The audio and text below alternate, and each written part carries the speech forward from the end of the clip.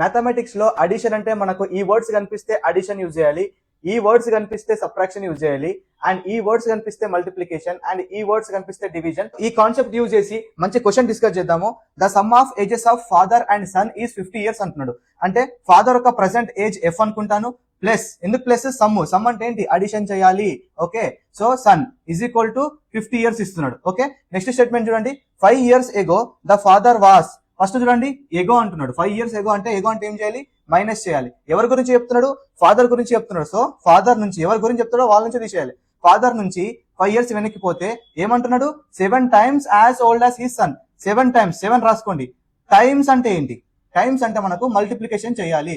ఏం మల్టిప్లికేషన్ చేయాలి, సన్ ప్రజెంటేజా కాదు, వాడు కూడా 7 years ఎగో, సారీ వాడు కూడా 5 years ఎగో.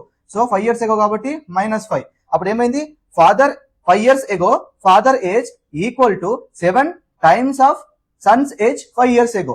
Find father's present age అంటున్నాడు. ఇప్పుడు నేను ఏం చేస్తా, ఈ ఈక్వేషన్ లో నేను ఏం చేస్తానంటే ఫాదర్, నేను సన్ ఎలా రాస్తా అంటే 50 - f రాస్తా.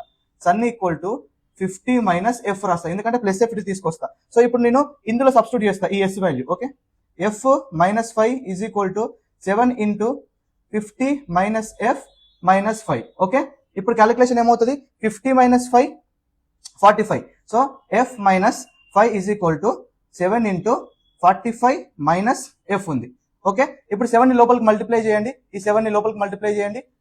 f - 5 equal to 7 into 45 315 -7 into f 7f. Okay, ఇప్పుడు f లని ఒకసారి తీసుకురండి, కాన్స్టెంట్ లను ఒకసారి తీసుకురండి. ఈ -7f ఇక్కడ తీసుకొస్తే ఏమవుతుంది, +7f అవుతుంది. +7f, f +7f is equal to 315 అలానే పెట్టుకోండి. ఈ -5 ని అటు తీసుకుపోండి, +5 అవుతుంది. ఓకే, ఇప్పుడు f + 7f ఎంత, 8f.